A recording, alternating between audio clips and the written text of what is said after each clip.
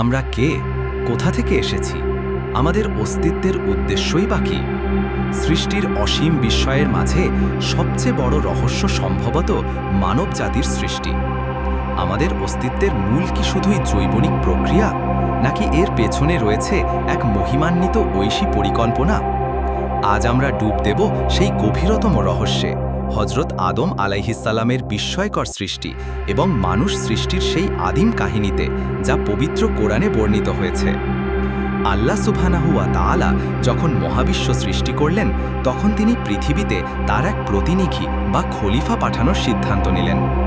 এই সিদ্ধান্ত ছিল তার অসীম জ্ঞান ও প্রজ্ঞার অংশ। এই সৃষ্টির উদ্দেশ্য কেবল মাটির বুকে প্রাণের সঞ্চার নয়, বরং পৃথিবীতে আল্লাহর নির্দেশ বাস্তবায়ন এবং তার ইবাদত করা। ওয়াইদ ক্বালা রব্বুকা লিল মালাইকাতি ইন্নী জাইলুম ফিল আরদি খলিফাতান। আর যখন তোমার রব ফেরেশতাদেরকে বললেন, আমি পৃথিবীতে একজন খলিফা, প্রতিনিধি সৃষ্টি করতে চাই। সূরা আল বাকারা 2 আয়াত 30। এই আয়াতে আল্লাহ তাআলা ফেরেশতাদের কাছে তার এই মহৎ পরিকল্পনার কথা প্রকাশ করেন। ফেরেশতারা যদিও বিস্মিত হয়েছিলেন, তারা আল্লাহর ইচ্ছাকে প্রশ্ন করেননি। সৃষ্টির উপাদান মাটি। হজরত আদম আলাইহিসসালামকে সৃষ্টি করা হয়েছিল মাটি থেকে, কিন্তু এই মাটি সাধারণ মাটি ছিল না। এটি ছিল পৃথিবীর বিভিন্ন প্রান্ত থেকে সংগৃহীত বিভিন্ন বর্ণ ও গুণের মাটি, যা আল্লাহর কুদরতে ভিন্ন ভিন্ন রূপ ধারণ করেছিল। খলাকাল ইনসানা মিন সলসলিন কাল ফাখার। তিনি মানুষকে সৃষ্টি করেছেন শুষ্ক ঠনঠনে মাটি থেকে, যা পোড়ানো মাটির মতো। সূরা আর রহমান 55 আয়াত 14।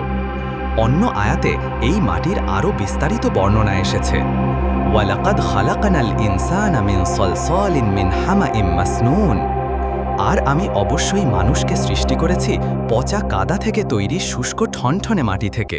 সূরা আল হিজর 15 আয়াত 26।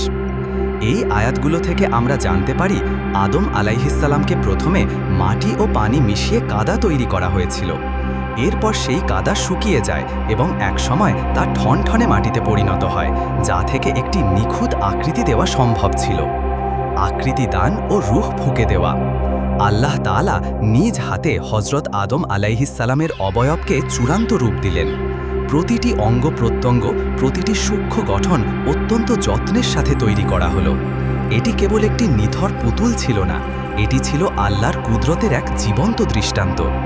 এরপর এলো সেই মহিমান্বিত মুহূর্ত, যখন আল্লাহ আদম আলাইহিসসালামের মধ্যে রূহ ফুঁকে দিলেন। ফাইদা সাওয়াইতুহু ওয়া নাফাখতু ফীহি মির রূহি ফাকাউ লাহু সাজিদিন। অতএব যখন আমি তাকে সুঠাম করব এবং তার মধ্যে আমার রূহ ফুঁকে দেব, তখন তোমরা তার প্রতি সেজদাবনত হবে। সূরা আল হিজর 29। রূহ ফুঁকে দেওয়ার সাথে সাথেই সেই নিথর দেহ প্রাণ ফিরে পেল, জ্ঞান ও চেতনা লাভ করল। এটি ছিল মানব সৃষ্টির সবচেয়ে গুরুত্বপূর্ণ মুহূর্ত, আত্মার প্রবেশ, যা মাটির দেহকে দিয়েছে এক ঐশ্বরিক মর্যাদা। ফেরেশতাদের সেজদা ও ইবলিসের অস্বীকৃতি। হজরত আদম আলাইহিসসালামের সৃষ্টি সম্পন্ন হওয়ার পর আল্লাহ তাআলা ফেরেশতাদেরকে নির্দেশ দিলেন আদমকে সেজদা করার জন্য। এই সেজদা ছিল আদমের সম্মানার্থে এবং আল্লাহর নির্দেশের প্রতি আনুগত্য প্রকাশের নিদর্শন। সকল ফেরেশতা আল্লাহর নির্দেশ পালন করলেন। ওয়াইদ কুলনা লিল মালাইকাতি ইসজুদু লিআদামা ফাসাজাদু ইল্লা ইবলিস আবা ওয়াস্তাকবারা ওয়া কানা মিনাল কাফিরিন। আর যখন আমি ফেরেশতাদেরকে নির্দেশ দিলাম আদমকে সেজদা করো, তখন তারা সকলেই সেজদা করল, ইবলিস ব্যতীত। সে অস্বীকার করল এবং অহংকার করল, আর সে ছিল কাফিরদের অন্তর্ভুক্ত।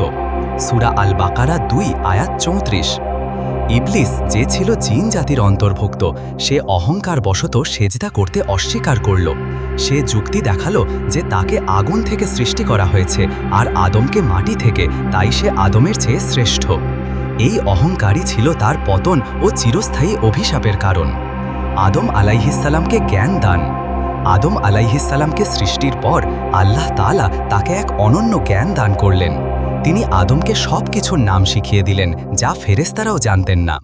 وعلم آدم الأسماء كلها ثم عرضهم على الملائكة فقال أنبئوني بأسماء هؤلاء إن كنتم صادقين।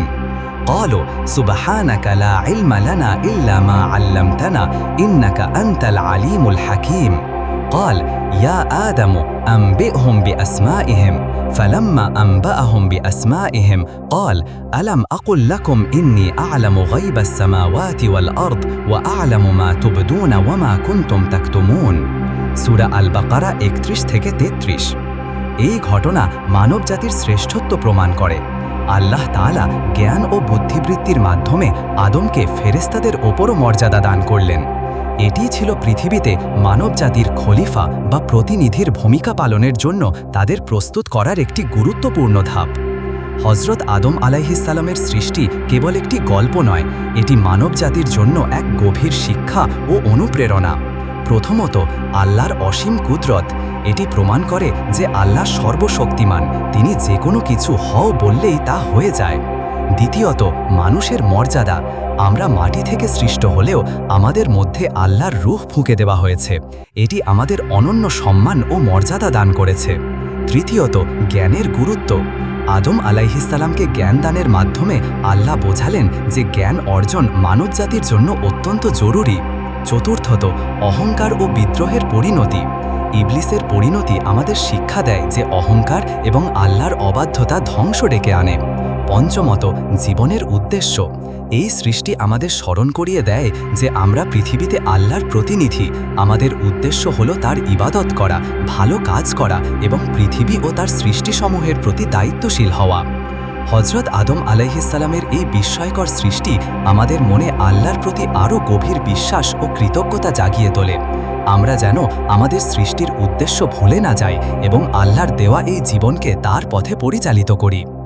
আজকের এই বিশেষ পর্বটি যদি আপনাদের ভালো লেগে থাকে তাহলে অবশ্যই আমাদের ভিডিওটিতে একটি লাইক দেবেন, কমেন্ট করে আপনার মতামত জানাবেন এবং আপনার বন্ধু ও পরিবারের সাথে শেয়ার করবেন।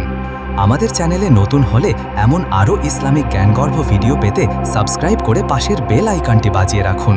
ইনশাআল্লাহ আবার দেখা হবে নতুন কোনো পর্বে। আসসালামু আলাইকুম ওয়া রাহমাতুল্লাহি ওয়া বারাকাতুহু।